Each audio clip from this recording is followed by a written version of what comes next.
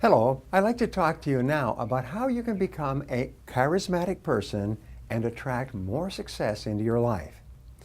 What we have found is that there's a close association between personal charisma and success in life.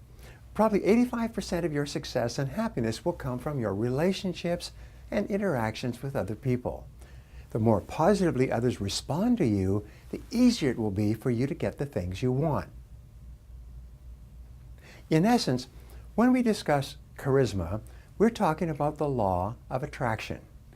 This law has been stated in many different ways down through the centuries, but it basically says that you inevitably attract into your life the people and circumstances that harmonize with your dominant thoughts. In a sense, you are a living magnet, and you're constantly radiating thought waves, like a radio station radiates sound waves that are picked up by other people.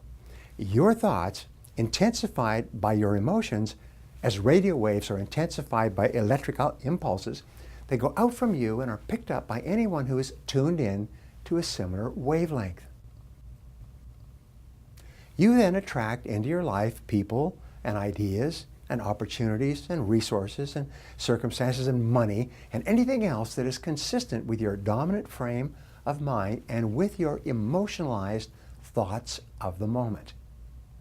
Now, this law of attraction also explains how you can build up your levels of charisma so that you can have a greater and more positive impact on the people whose cooperation and support and affection you desire. The critical thing to remember about charisma is that it is largely based on perception. It's based on what people think about you and what people think you really are. It's not so much reality as it is what people perceive you to be. For example, one person can create charisma in another person by speaking in glowing terms about that person to a third party. If you believe that you're about to meet an outstanding and important person, that person will tend to be charismatic when you meet them, even if you've been told a story.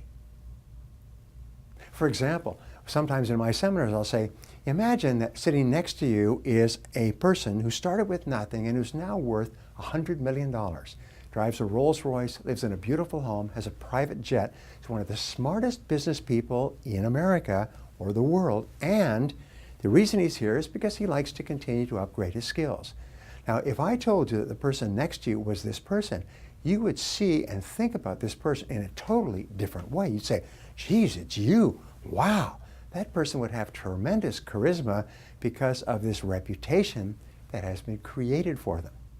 For example, if you walk past a rock star on the sidewalk and you didn't recognize them at all, they would have no impact on you.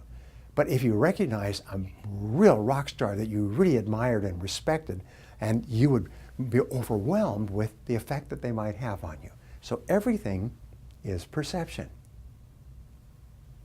One of the most charismatic people in the world was Mother Teresa of Calcutta.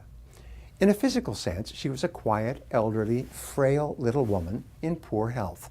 She weighed 100 pounds or less, and she wore a modest and used nun's habit with a little head garment covering her hair and so on.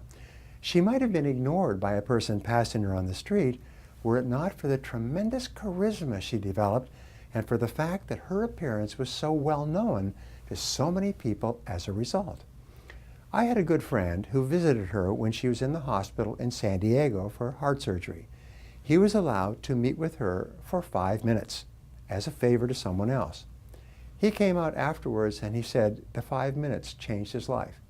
He resigned from his profession, he quit his job, he moved away and started a whole new life as a result of spending 5 minutes with a frail, older woman in a hospital bed recovering from heart surgery because of his belief in her charisma and the 1 or 2 words that she told him about loving other people unconditionally. If someone told you that he was going to introduce you to a brilliant self-made millionaire who was very quiet and unassuming about his success, you'd almost naturally imbue that person with charisma, with special abilities. And in his presence, you would not act the same as you would if you had been told nothing at all. Charisma begins largely in the mind of the beholder and you can affect that mental set in the mind of the beholder. Lasting charisma depends more upon the person you really are than upon the things that you do.